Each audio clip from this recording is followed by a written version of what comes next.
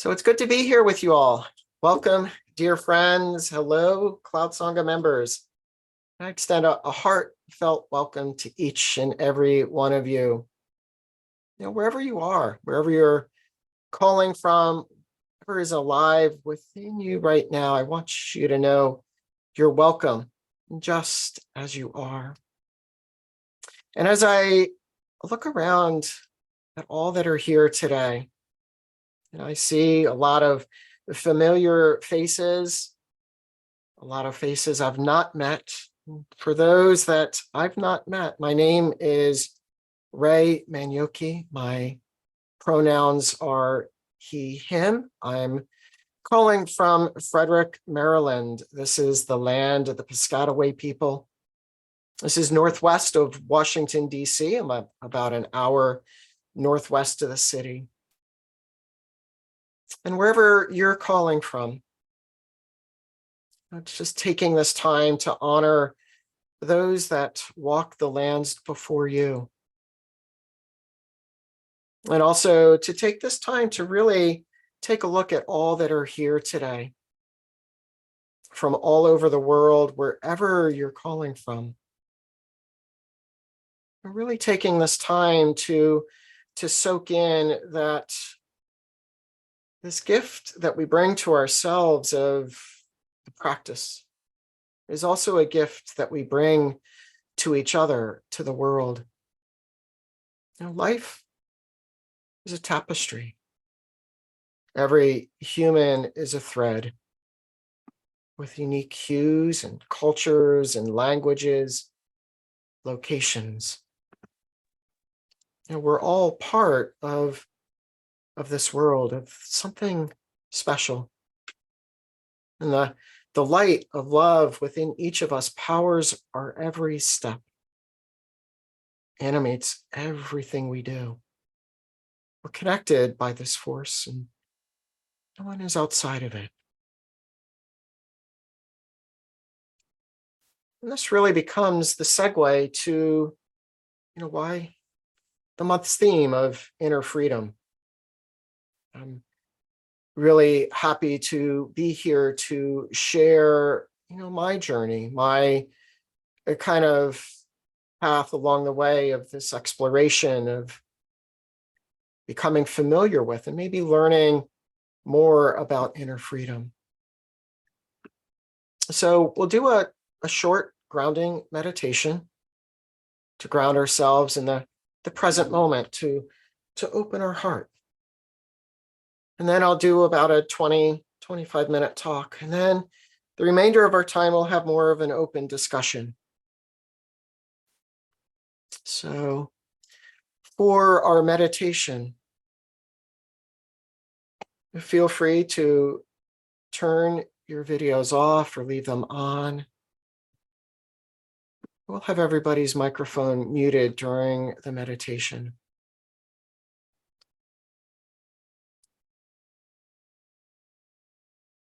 And as you take this time to settle into a posture of choice, it could be seated or standing or lying down, whatever feels appropriate.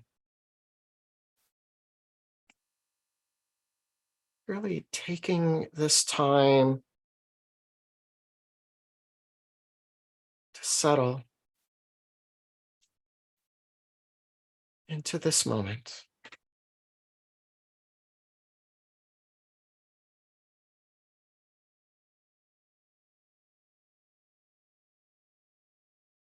And as you arrive into a posture of comfort,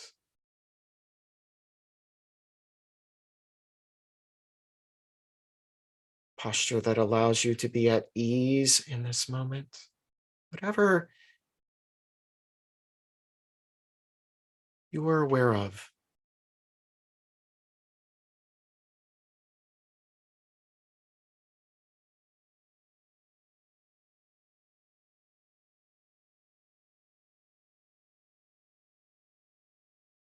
And grounding your awareness in the contact of your body with whatever is supporting you. Feeling the feet on the ground or the body supported by the chair or the cushion.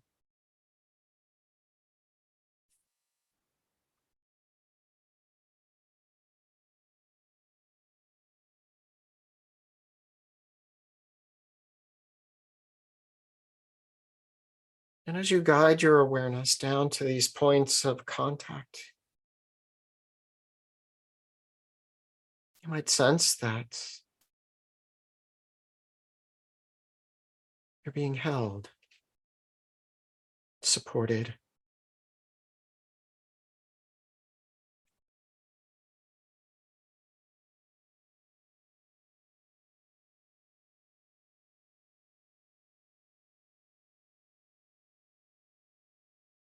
and with this, a sense of trust might arise.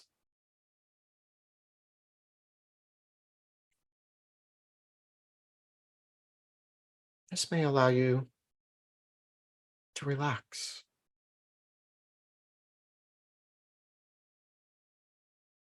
to let go of any tension in the body, resistance, tightness.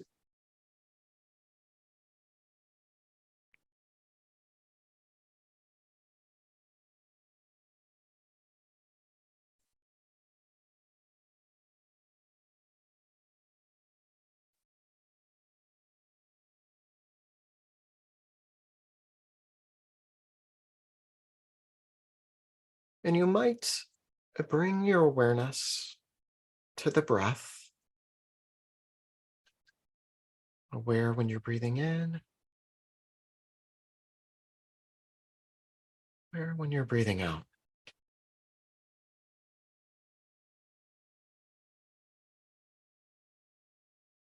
And riding this rhythm of the breath is a gateway to stay grounded in the present moment.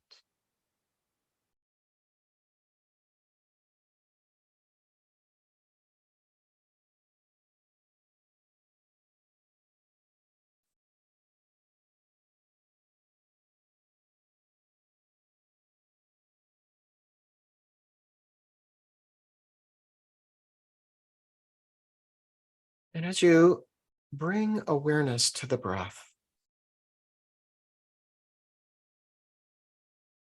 you might guide awareness to the heart space, the space around your heart.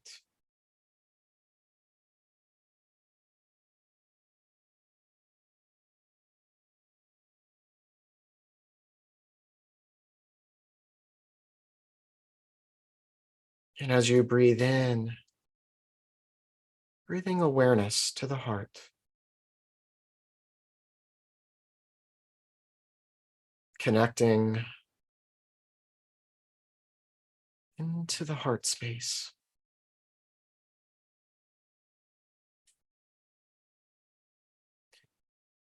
And you might find it helpful to place a hand on the heart,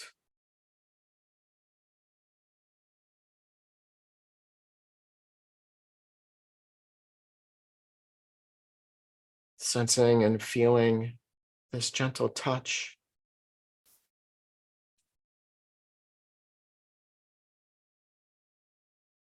as an offering of awareness, acknowledgement, of honoring the heart.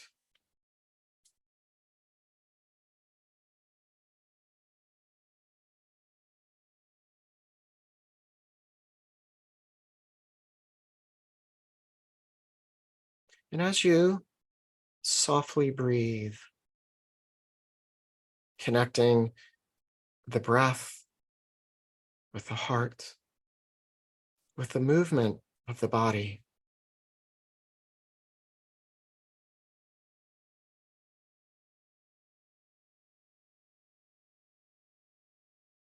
weaving this awareness together.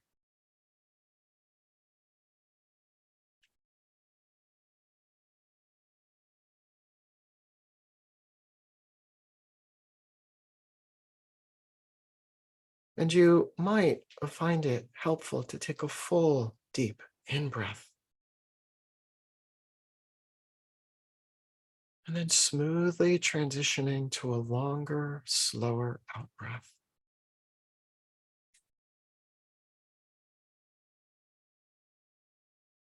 And with the out breath, really letting go. Letting go of tension in the body. Letting go of thoughts of the past. Planning for the future.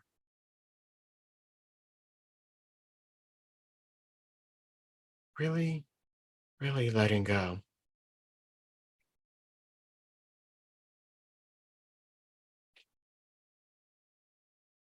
And if it feels okay, you can allow the breath to return to natural, free flowing, effortless.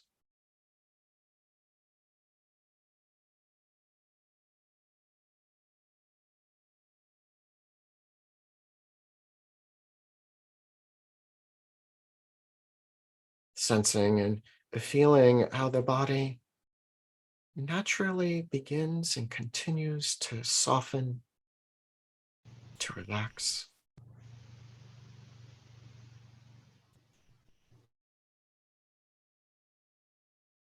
to let go.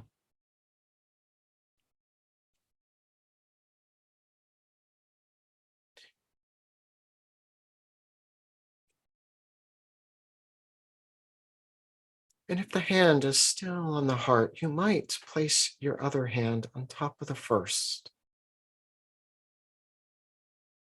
sensing and feeling.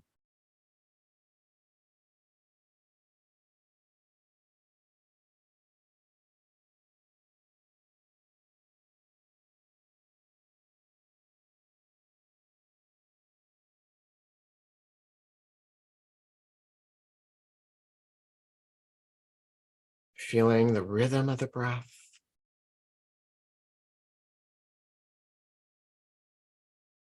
the embrace of the heart,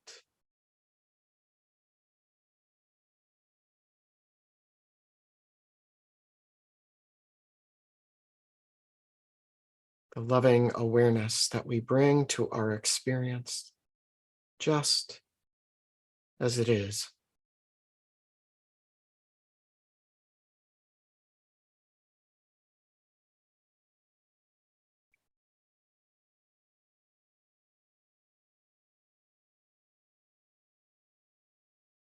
And resting in presence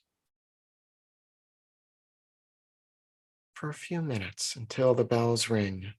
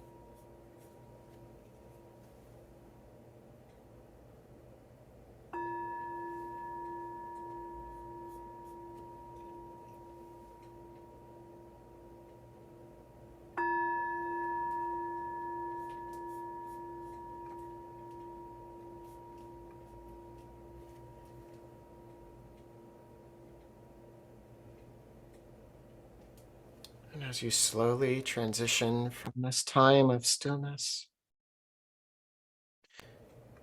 you might slowly move the body, wiggle the toes or the hands, or a soft roll of the head.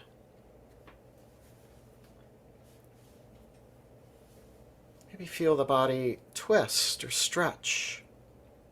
And continuing this awareness through the movement of the body,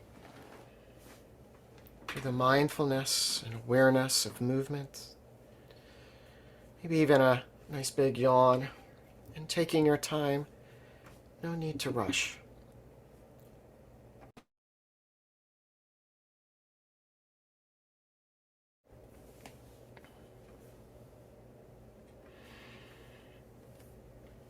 So welcome back. And for those that have joined us during the meditation, welcome. My name is Ray Manyoky. Pronouns are he, him. It's a pleasure to be here with you all.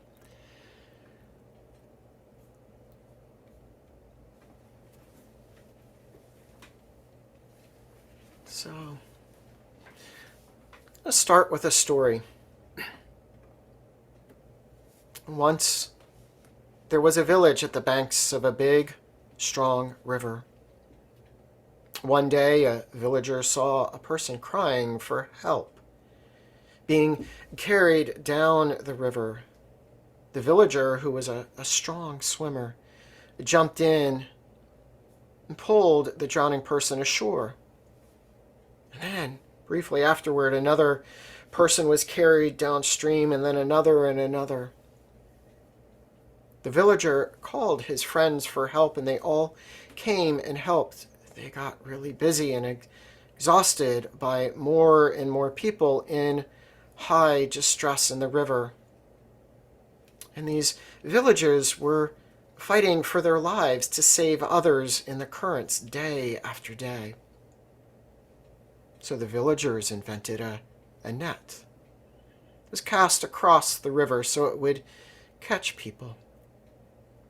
They built shelters, clinics for the people whose lives they had saved. They developed a comprehensive plan for coordinating all the manpower involved. They devoted a lot of time, and it cost a lot. So the question is, what is that the villagers are missing? And how does this relate to what we're doing here today? Let's talk on inner freedom. You might wake up one day full of dread and overwhelm, anxious, depressed, wallowing in grief. Maybe this is brewing for a couple of days or weeks or months or years. Maybe you feel like you're drowning in life and reaching, desperately grasping for something, a life ring, a hand. Maybe you've hit rock bottom and you have one foot in the river. And we've all experienced moments like these, haven't we? Moments where suffering seems endless, where the walls close in, the hope fades away. Maybe you've hit a wall in your life and you're tired of continually hitting the wall. Maybe that realizing that something's not quite right. Maybe you've found yourself caught and pulled into and along the rapid currents of life. At some point you might realize, I need to figure this out. I need to try to fix this. But what do we need to fix? Maybe you've tried. Maybe you're tired of trying to fix your own downstream. Maybe you're searching for something.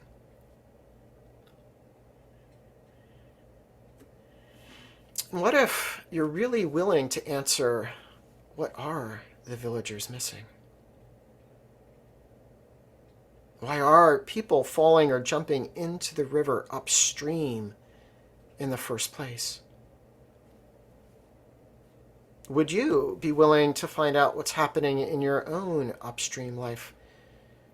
Are you willing to learn how to break through the walls or barriers of life? Would you put in the effort to look the causes and conditions rather than dealing with symptoms? And would you have the courage to go back into your history and face the events that are still having consequences in your life today? Difficult questions, hard questions.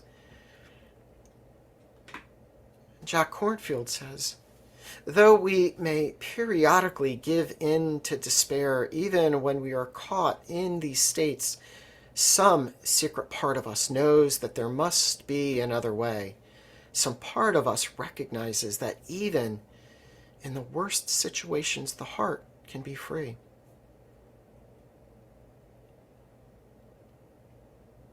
So even in the darkest of times, our hearts hold the potential for liberation. Now, I've glimpsed this because I've walked this path myself, and I continue to walk it. After my separation, I was living alone for about 5 years. Every year I sank deeper and deeper into depression.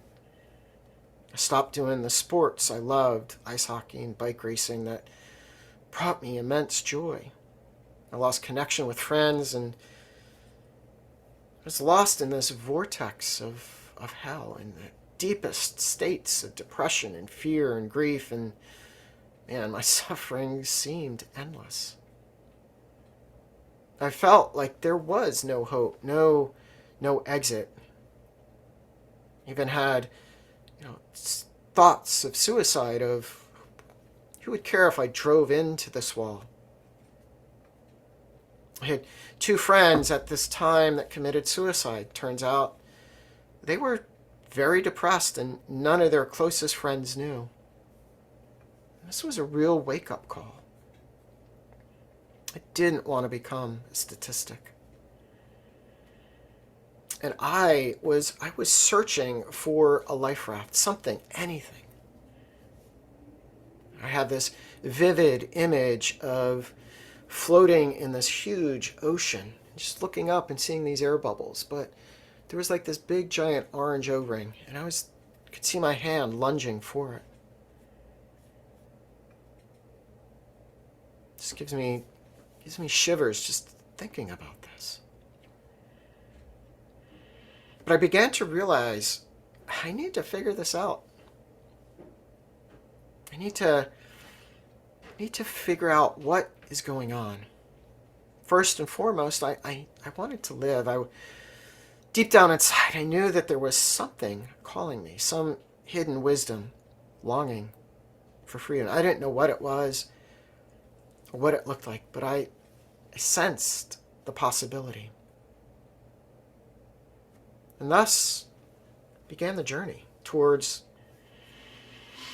I didn't know what it was, where I was heading, but it was whatever it was to get me out of suffering, for a life raft, for some glimmer of hope.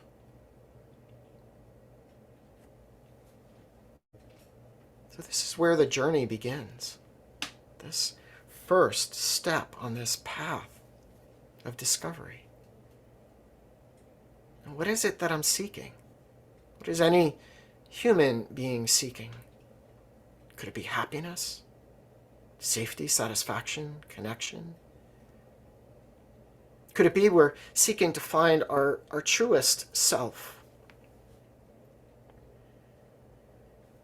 And as we start to take these first steps, we quickly realize that we're really swimming against the stream of our conditioning, a lifetime of conditions.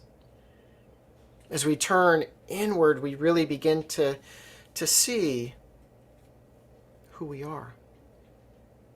It's as if we're looking in a mirror, and sometimes it's not too pretty. And what you might find might be really disturbing as you excavate judgments, views, beliefs, opinions. All these stories we tell about ourselves and the world.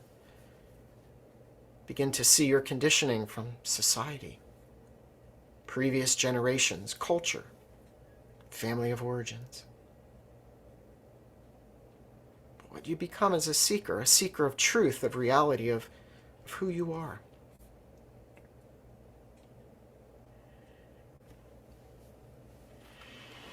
And from the words of our esteemed colleague Sharon Shelton, we live in a world that seems to be spiraling out of control, socially, culturally, and collectively. Sometimes it might feel so overwhelming. What can you do? Maybe what we need to do is slow down, turn inward, and reflect on what you might most need in this moment. This is an act of radical compassion for yourself and for the world.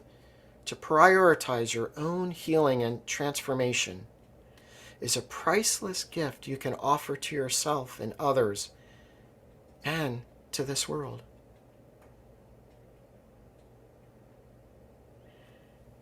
So I began to realize that others have walked this path.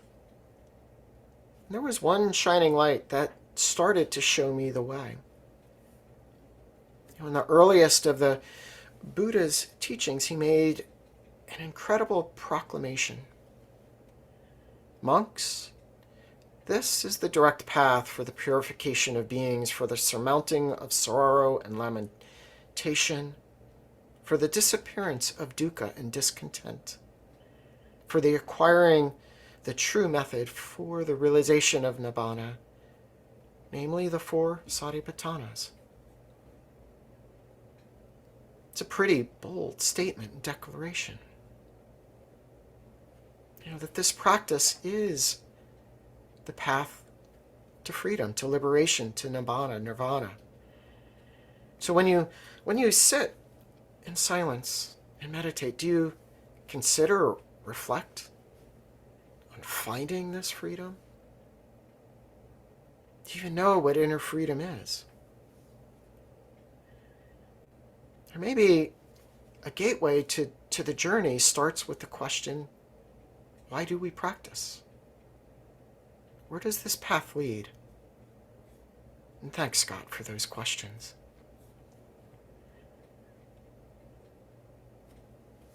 So as you start your journey to inner freedom, you begin to touch to the depths of your being, a being filled with warmth, compassion, resilience. Being in which the mind, the body, the heart come together to uncover the essence of liberation that resides within towards a life of profound transformation. Yogananda says inner freedom is the ability to do all things guided by wisdom. Most people are bound by their desires, which is not freedom at all. And Jack Kornfield says inner freedom is the liberation of the heart. Poet Dorothy Hunt says, peace is this moment without judgment. This moment in the heart space where everything that is welcome. So maybe inner freedom is our ability to engage in this radical acceptance, to open to the truth of what's here, to meet it with a gentle, allowing presence, to meet our experience with radical compassion. And as we do, we can touch the inner peace of non-judging awareness and source our actions in that balance and wisdom. We make friends with ourselves in ending the war within.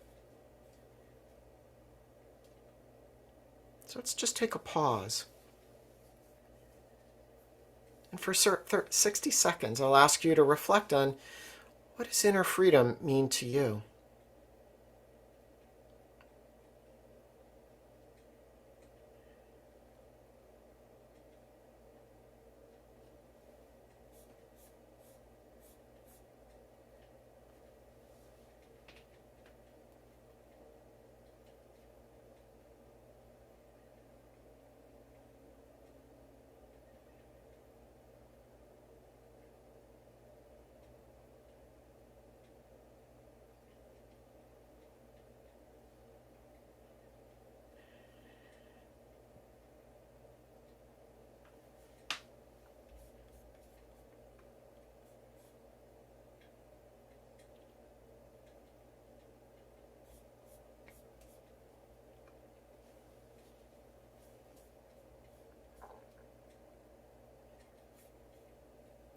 And if you're inclined, feel free to type in the chat box what inner freedom means to you.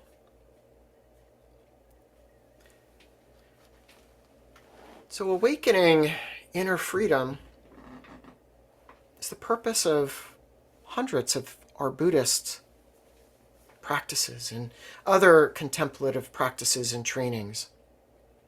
These ancient practices cultivate morality, wisdom, concentration, calmness, clarity, emotional balance, all grounded on sustained attention to the present moment. They help you recognize and let go of unhealthy patterns that create suffering, and to develop healthy patterns in their place.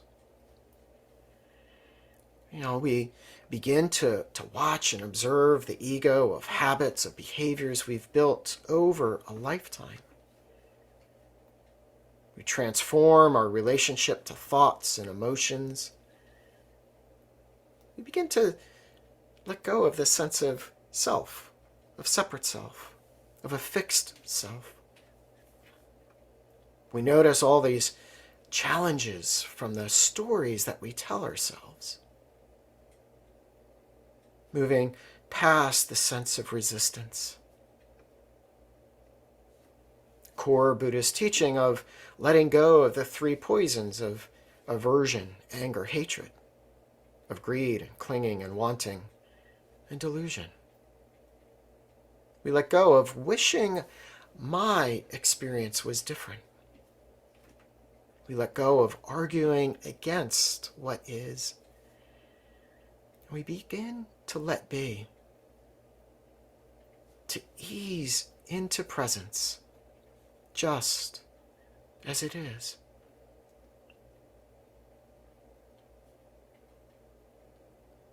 And we can start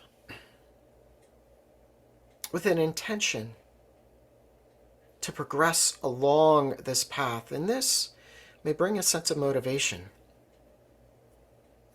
Cultivating this foundation that is grounded on awareness, mindfulness, sati.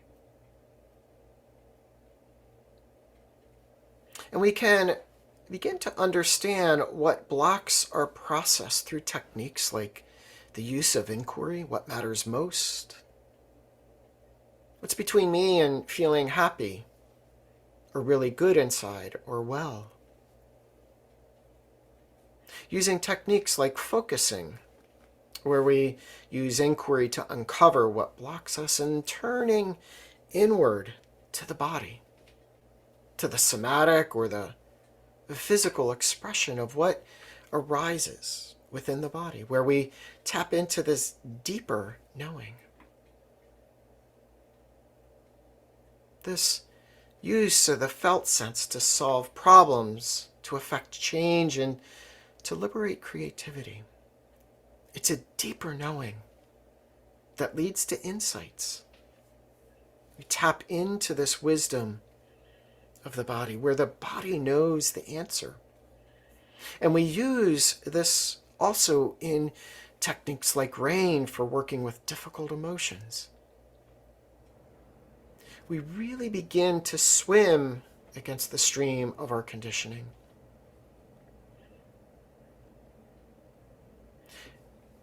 And coming back to trust, we trust in the triple gem of the Buddha, the Dharma, the Sangha. Remembering that Siddhartha walked this path and showed us the way. He said, if it were not possible to free the heart from entanglement in unhealthy states, I would not teach you to do so.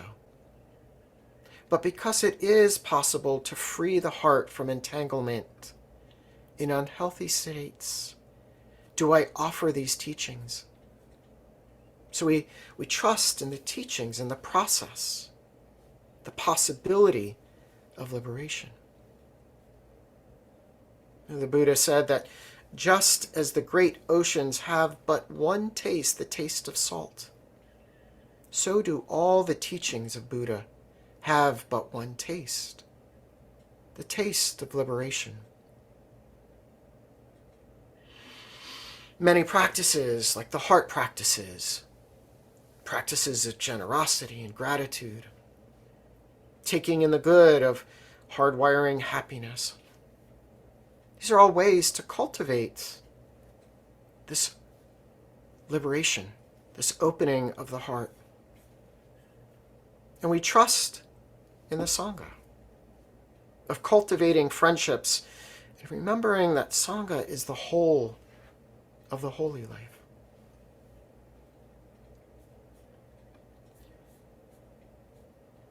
But I think the place that we have to trust the most is ourselves. That we have the courage to show up for ourselves with resilience and strength. That we trust the golden Buddha is inside. It's always been there, and it always will be. Maybe we just need to re-find it, or to clean off some of that mud that we've encased ourselves in, to liberation of the heart. And could it be as simple as inner freedom is being in the present moment with an open heart?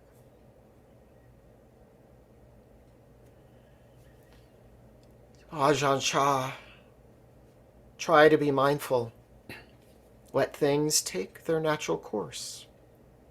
Then your mind will begin to become still in any surrounding, like a clear forest pool.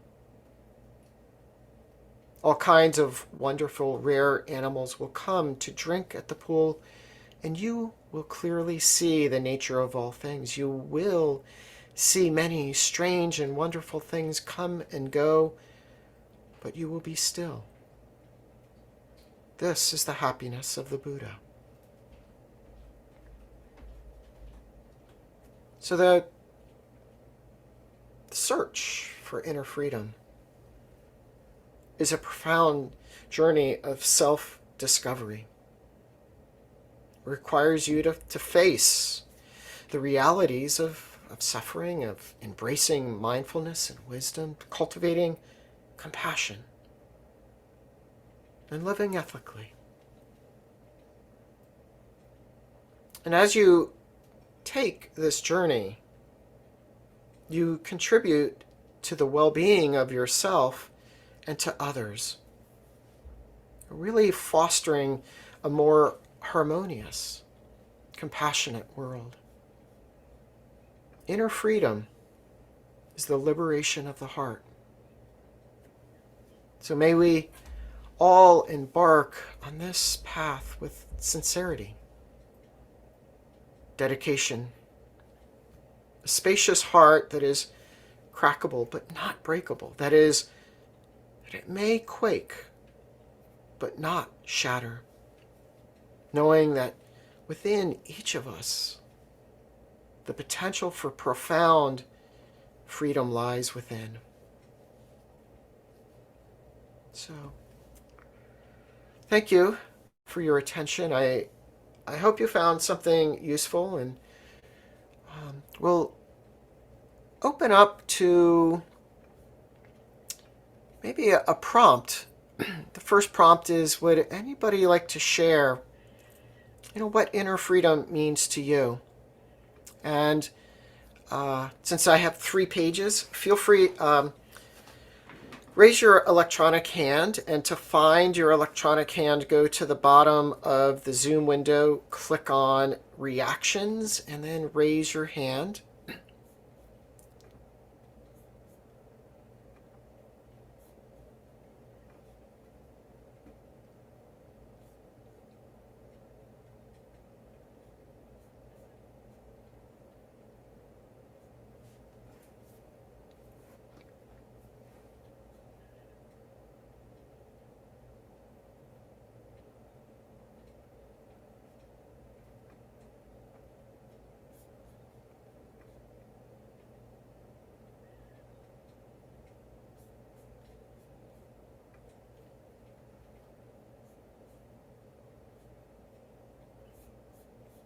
Hi, Maura. Please come off mute. Hi, Ray, and everyone. I wrote in the chat that inner freedom, what came up for me was being able to be with what is. So inside or outside. And I think that stillness you mentioned, just being able to be without fleeing in ways that are not very supportive, which is something I still do. Yeah, thanks, Maura. Really being with what is, noticing what arises in our experience, and can we be with it? I think some of the suffering that we have is we want the experience to be different, whether we want to push the experience away or we cling on to the experience.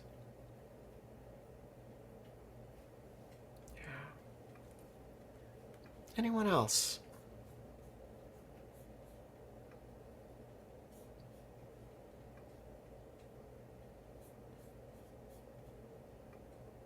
Hi, Nancy. Come off mute, please.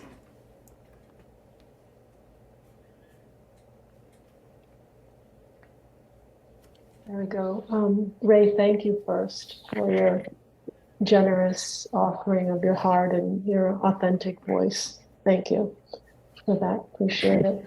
And I wrote in the chat that for me, inner freedom is the ability to choose to not cause myself or others harm in my thoughts, in my words, in my deeds, so that I can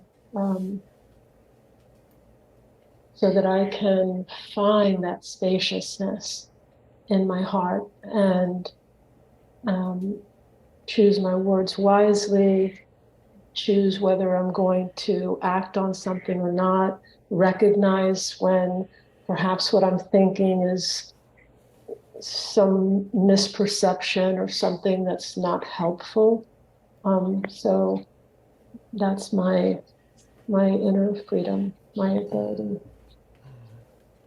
Thank you. Thanks, Nancy. You're bringing that ethical, moral flavor into how do we act in the world, and really bringing that awareness to that, non-harming.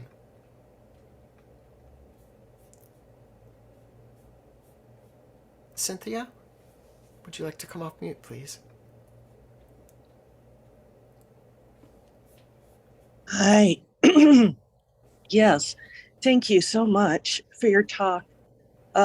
It's totally resonates for me because it's just exactly what I've been going through this last year after many decades of illness and everything repressed. And I find it to be a very incredibly painful but beautiful experience at the same time. The cracking open, as you spoke of, but not shattering. And actually, I wrote a poem recently that encompasses, and that's what I thought of. It reminded me of, and I didn't know if it would be appropriate to share part of it. Please, yeah. Go ahead, please. I won't read the whole thing because it's kind of lengthy, but I'll just read the last part. It's called Where the River Meets the Sea. And you spoke about the river. Oh, I haven't shared it with anyone, so it's makes me nervous. It really was just written for me, but I will share. The last part, caught in the whirlpool of an eddy. The light now fades. Where have they gone? I hear the whippoorwills cry, saying I must die. Down deep I go, amongst the changing tides, lost in a flurry on the other side. No surf or spy. Too dark to see what belays here for me, holding my breath beneath dark waters still and deep. All life sucked out of me. Soon I'll be set free. But to my surprise, and a little longer, I grow stronger as gills hath enveloped me. The push, the pull, the dichotomy of it all. the ebb, the flow, the in, the out, losing, receiving, the empty, the full, except for the pause amongst it all. If only I can see emerging from non-duality, emergence to convergence. As the river meets the sea, it's you, it's me, we're both set free. Thank you. Thank you, Cynthia. Thank you.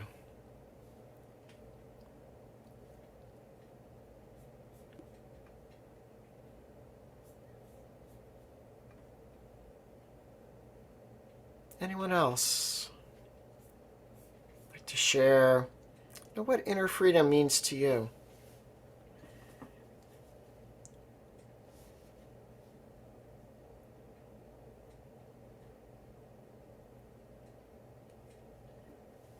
Hi, Juliet. Hi. Oh, am I on mute? You're No. good. Go ahead. Okay. Inner freedom means to me what I achieve when I do two things, and that is stay connected to myself, particularly in my body, and stay connected to others. Those are the two things that I endeavor to keep in place in order to find inner freedom. Thank you, Juliet. One of the practices that we can do throughout the day is that awareness practice that I so often invite people to do. What am I aware of? What's going on in the mind?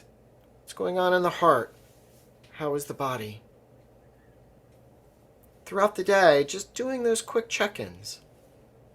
It's like we're taking a little check of the weather systems within our own internal weather systems.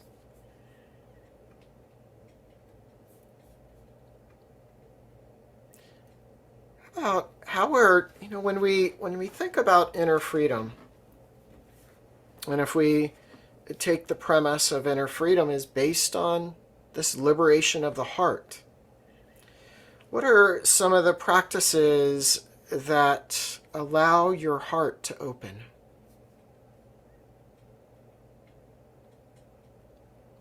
And I'll even add a flavor of, to me, an open heart means that we're having this sense of well-being, that I feel safe, that I feel secure, that I feel connected. And when I'm in those states, my nervous system is calm, allows my heart to be radiant.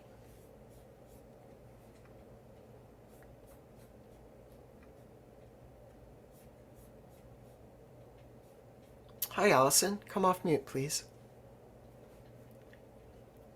So one thing that I find myself doing is changing my vocabulary. As I'm driving or walking someplace, sometimes I'll see something and I'll go, oh, I wish I had, or I wish I was, or that. And I've been changing my vocabulary to take the word wish out, and just looking at something and going, well, that's beautiful.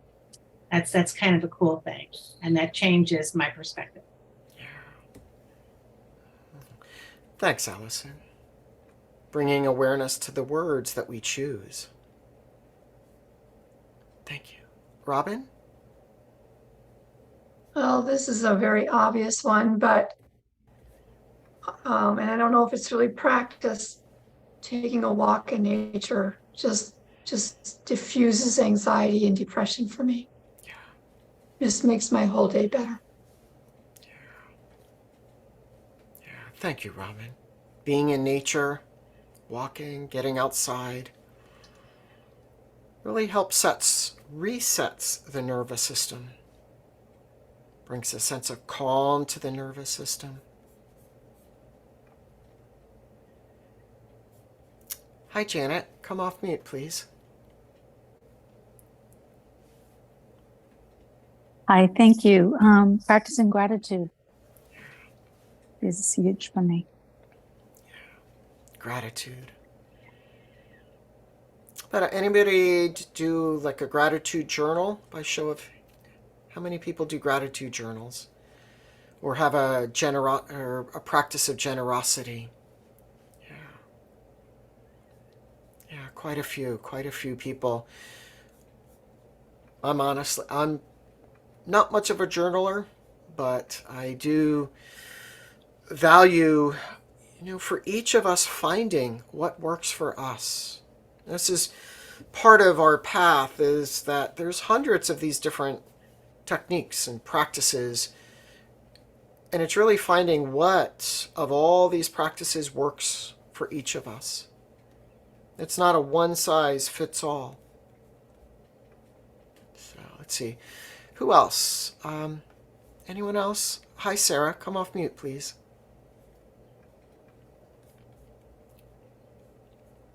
Well, you just mentioned gratitude. I find myself, I live by myself. I talk out loud to myself all the time, often, and I find myself often saying, "Oh, this thing just happened. I'm so grateful for that." I find myself saying, "I'm so grateful for this," or "I'm so grateful for that," throughout the day when good things happen, and then as I was reflecting on inner freedom, when I first heard that title, I said, "Oh my God, I have no idea what that could possibly be, or what that could possibly mean."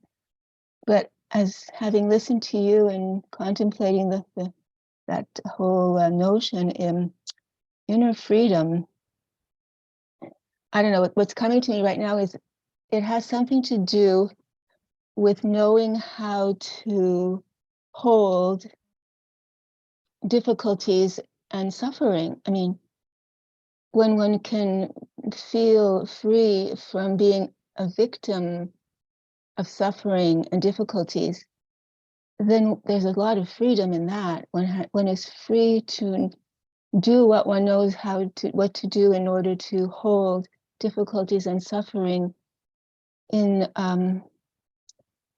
a conscious and heartful way, perhaps, is what comes to me. Something like that. Thanks, Sarah. Anyone else?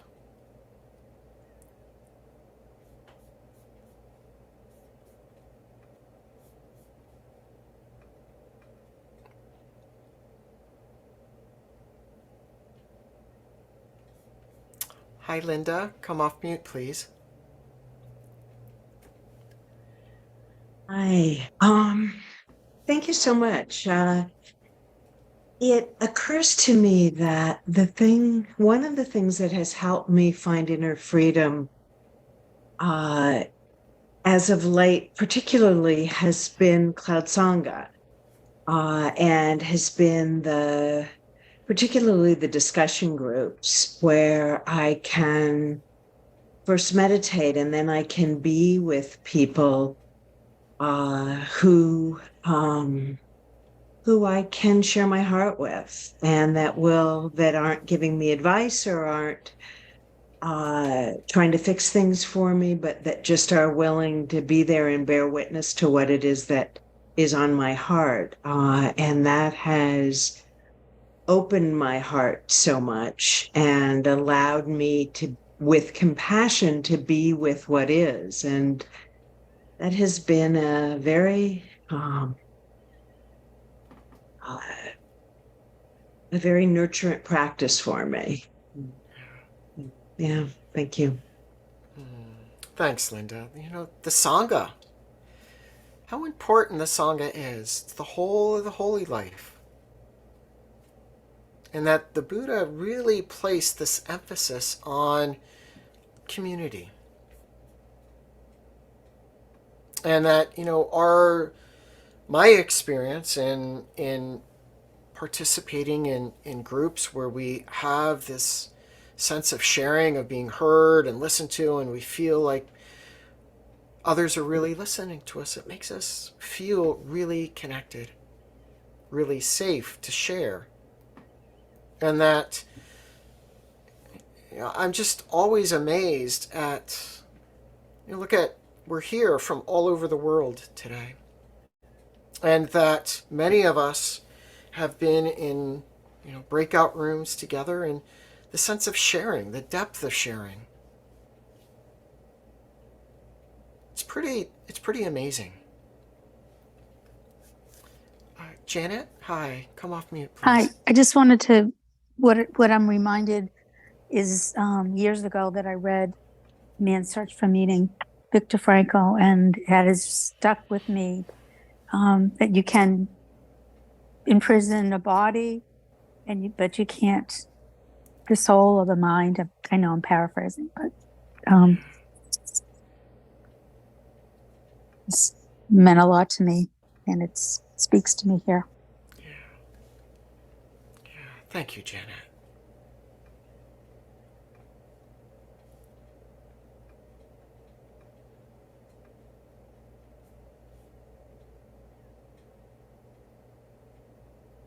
So let me ask a tough question. You used the word possibilities in the talk a number of times. How many people think it's possible to find this inner freedom? See a lot of hands going up. Do you think we have to find it, or maybe it's always been there?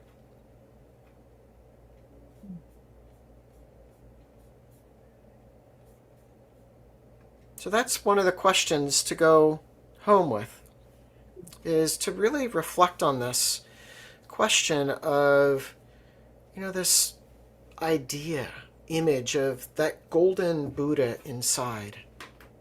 Use the phrasing, it's always been there, it always will be there. Over a lifetime, we've covered our golden Buddhas with clay and mud. And what we're doing is we're taking a hard look at all of that clay and all of that mud, and are we discerning what is still of benefit?